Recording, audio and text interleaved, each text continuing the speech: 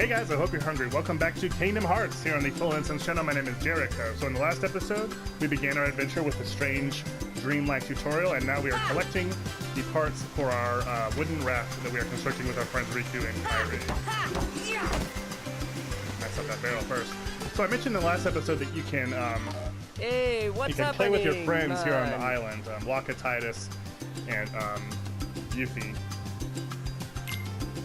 Show me your stuff. So if you can get good at blocking his strikes, Waka is a great source of early experience. You can hit the ball right back in for an extra checkpoint, and then he gets dizzy, and it's easy to just kind of wail on him. But the whole point of fighting them is for the experience, so it's honestly better to just wait him out, and just only deal all your damage to him just through countering his strikes. But I mean, whatever. And Waka can be a dangerous opponent. He deals a pretty good amount of damage with his strikes. So 1 point for defeating him, but every single time you block, you get an extra one. So Waka, like I say, is easily the best for the early experience. Hey, what's up? Oh, Selfie, not Yuffie. I'm sorry, Selfie from Final Fantasy VIII. Great ninja. I think I can already grab the fish that I'll need tomorrow, but I could be wrong. I have to say, the camera is a little bit might be because can't get the fish yet. It would have let me pick it up for sure. I can fight Riku up there. Riku is more difficult than any of your other friends. But in addition to giving 5 experience, he also gives you a potion, at least the first time you meet it, if I recall correctly. Ah, the breeze feels great. So basically in today's episode, we're going to fight each of our friends, at least until we beat them, don't hold back. or I get fed up in the case of Riku, possibly. Yeah. You ready? And then, of course, find our parts for the raft. So, Selfie's strikes make her a little bit unpredictable as a fighter, but she has the least HP of any of your friends.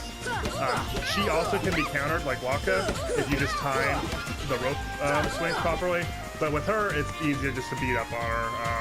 You run the risk of her getting the better of you with, like I said, the unpredictable strikes and her range advantage if you just keep waiting for the opportune moment. Titus is also a sword wielder, like Sora and Riku, so he poses more of a challenge than Selfie for sure, but not nearly as difficult as Sora, Riku. you feel lucky today?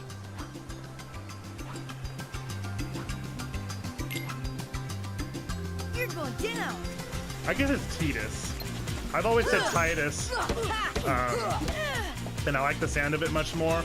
But this is the only game where where his name is spoken by a voice actor, and he says Titus, so I guess Titus. Come on. So as you saw at the opening of the fight, you can also block his moves. But much like with Selfie, it's a bit difficult to get the timing right. And he presents a good bit more challenge than her. And I would say that Waka too, because he's stronger. And he's the only one of the friends besides Riku that gets more than a single point of experience. So the game obviously finds him to be more difficult as well.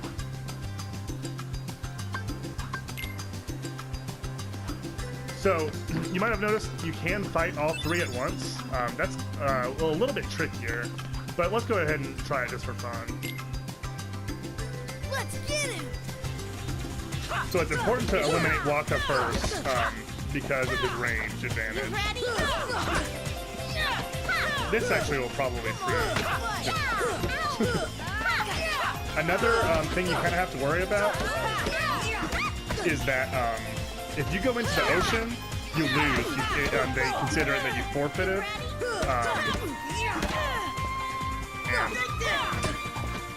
Obviously that's bad.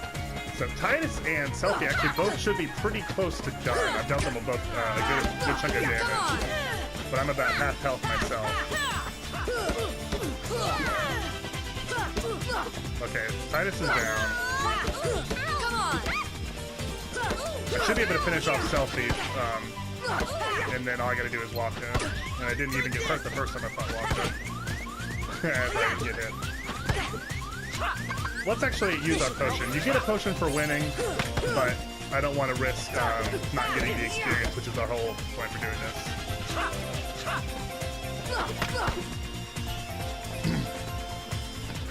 The reason I'm not being aggressive is I'm just scared of going in the ocean. I'm scared of sharks. That sucks. Hey, we hit that shit.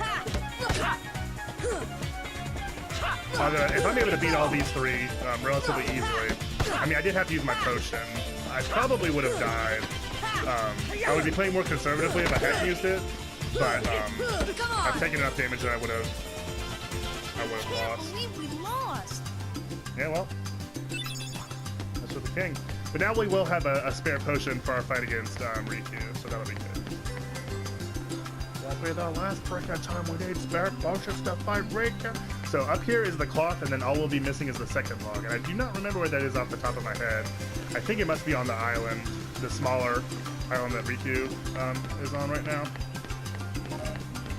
Pretty sure that's what it is. Sorry, I'm trying to move the camera when there is nothing else to see. I think I can go ahead and see this scene as well. So let me do that while I'm back here. And that's interesting that it says secret place too. I thought it always had question marks. And this is a lot better lit than I remember. Usually it's just like blackness. In fact, the first time I played this game, it was on such a darker TV that couldn't even see. Okay, so I can come back here, but I can't get the full scene yet. And I'll have to return for mushrooms. They'll be part of our provisions that we'll get on day 2. And these walls are much more filled in than I remember. But some of that might be just faulty memory. But like I say, like it was so much darker on that old TV, and just in general, I think the game has been much better lit this time around. It's lit, yo. So that might be part of it.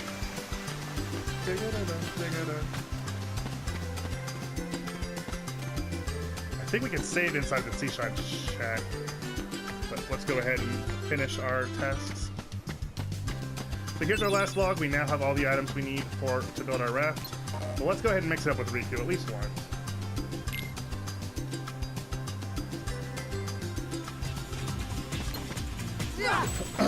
So Riku is by far the most difficult challenge amongst your friends, even when fighting the other 3 at once, because of that attack.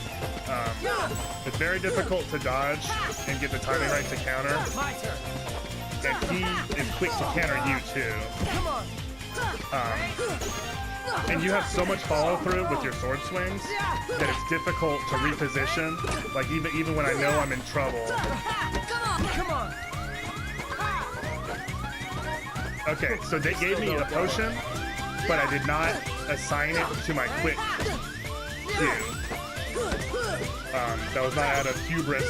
That was just a mistake.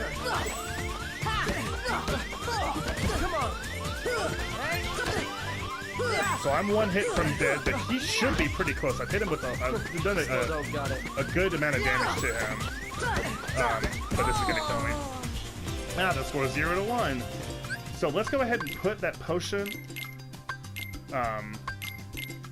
This is like the worst part of this game. The inventory management is insane. You can start with like free items, just like a baby mode, but I didn't do that this time. I think there's anything else to do. 16 more before I level up again. Let's go ahead and challenge him one more time, because now we have the potion. So you have to assign the items to your quick slot to be able to use them. I do hate that I have to use a potion to beat him. I wish I could have pulled out that last round. I do feel like he didn't have a lot of HP left. Got it. Come on. I've had some lucky breaks right off the bat. I've been able to counter him several times, but that's the first time he hit me with his counter. Come on. Come on.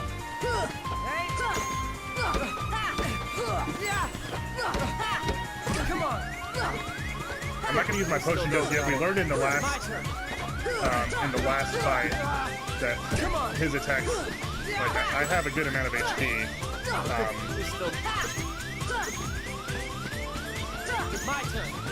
Based on the damage he does.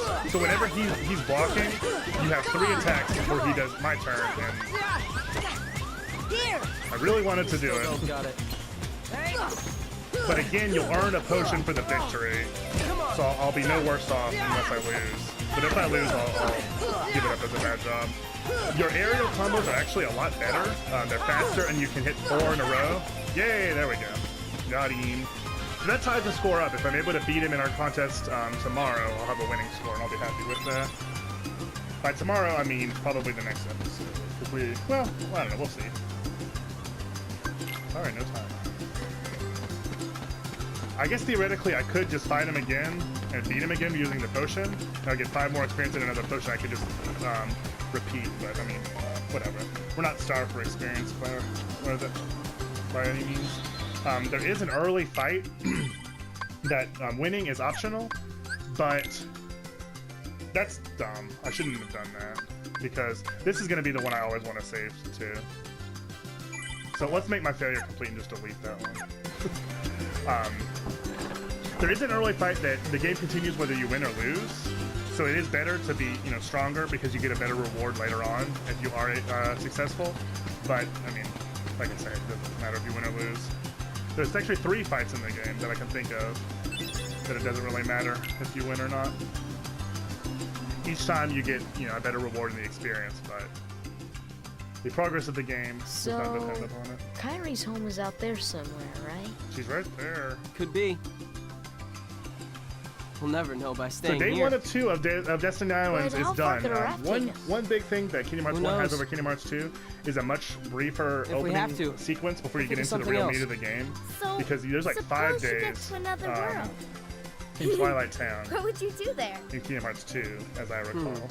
But Well, I haven't really thought about it. this is, I mean, more, It's just- but that's more story driven, I've I always guess. I don't know. I like wondered them both. why we're here on this island. If there are any other worlds out It would be there. a nice touch if the music Why did was like we more end up on somber, this like one? for the. I mean, both for their dialogue and just suppose there are other worlds. sunset. Then ours is just a little piece of something much greater. So, we could have just as easily ended up somewhere else, right? What's up with your outfit? I don't know.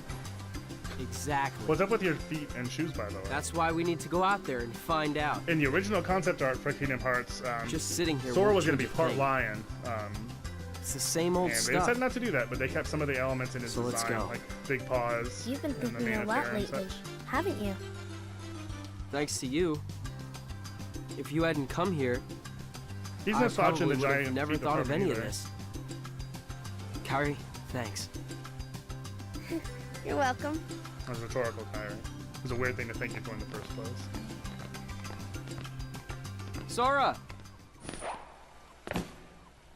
You wanted one, didn't you? A Palpu fruit? I'm perfectly capable to If get two it people myself. share one, their destinies become intertwined. They'll remain a part of each other's lives, no matter what. Come on, I know you want to try it. What are you talking? I mean, you do too. Don't throw it away. It's incredibly valuable. I wonder how that works, though. But I guess it's like a self-fulfilling prophecy, right? Like, you really want, like, just the act of doing that makes you want to, you know, to stay in touch with that person. M-I-C-K-E-Y-M-O-U-S. Donald Duck, holy crap. Now there are some rooms. So here we are at Disney Castle. This is the beginning, but of course only the beginning of the involvement of Disney characters in the Kingdom Hearts. Because that was the original pitch, right? It's Disney plus Final Fantasy. And there's actually far less Final Fantasy characters as the show built, as the game grew and built its own universe. But Disney still remains a pretty big part of it. At least in terms of characters and locales, if not themes. I used to think this cutscene was so freaking hilarious.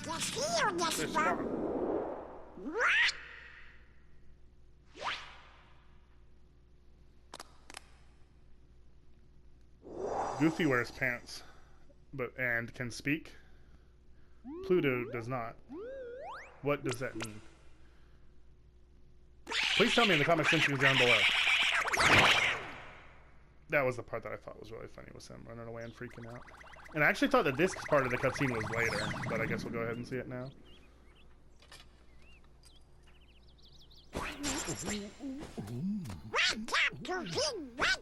I love Donald and Goofy. So they're your party members throughout most of the game, and you have the option of replacing one of them with the hero of that specific locale. Like the first world we'll go to is Deep Jungle, Tarzan's world.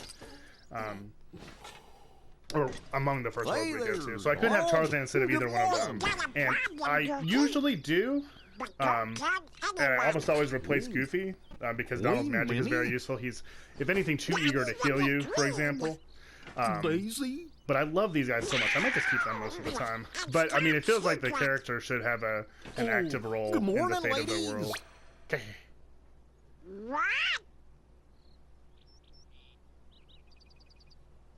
Oh, fudge. It's so stupid.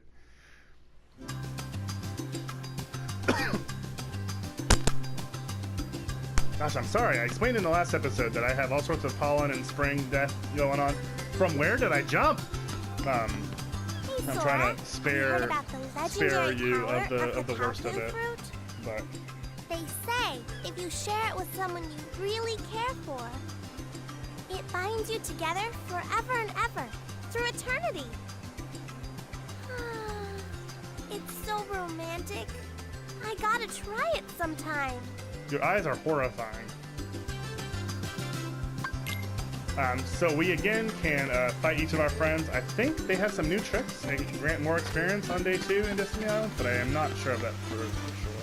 Me and Titus. So there's the Titus, so I don't know. Today. You know, to the secret place at the base of that the tree. secret place at the There's gotta be base of something that there, tree. yeah? There's gotta be something there, yeah? I just remember it really, really well. So before we wrap up this episode, let's go ahead and explore the secret place ourselves. This is another cutscene that we can go ahead and get through. And then in the next episode, we will accomplish our goals for day 2, which are acquiring the provisions for our raft adventure, upon which Riku, Kyra, and I want to embark. I should have waited though. Okay, no, I will let me go ahead and get it. I guess that's the trigger. There's no way to progress without getting that mushroom. Although I'm pretty sure, I think you have to get 2. I guess there's another location that has the other one. And that's how it works.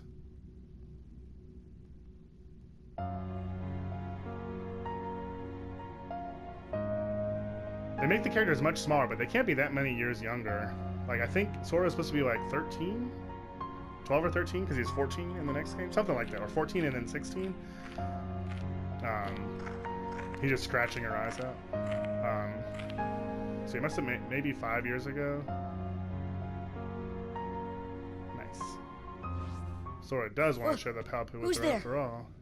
I've come to see the door to this world. Huh? This world has been connected. Tied to the darkness. What are you talking about? Completely eclipsed. I'm gonna stop doing that, I'm sorry. Tied to the darkness. But I just know it. Soon to be completely eclipsed. Well, whoever you are, stop freaking me out like this. Huh? Well, where did you come from? I guess he was supposed to not see him before, and the new lighting engine has beyond the door. Has sabotaged this scene. So you're from another world. There is so very much to learn. You understand so little. Interestingly enough, he is voiced by Cam, Yeah? Rose's fiance Well, you'll from see. Titanic. I'm gonna get out and learn what's out there. Pretty cool, huh? A meaningless effort. One who knows nothing can understand. Well, see, I messed it up, so nothing. that's what I get for my hubris and my forwardness. I'm sorry. So the beginnings of the tale are beginning to be sown here. Now we know that this is a door to our world. Nothing out of the ordinary. I mean, kinda. Rocks in a tree. So who that character is and what he means by worlds being eclipsed by darkness, but yet connected, are of course very central to our adventures in Kingdom Hearts, as we can see. So thank you guys so much for watching. I hope you enjoyed today's episode of Kingdom Hearts. Make sure you subscribe so you don't miss any more of them in the coming days. Every single Monday and Friday we'll have more episodes of our full playthrough of Kingdom Hearts Final Mix. My name is Jericho, and I hope to see you there. I don't know about you guys, but I'm full.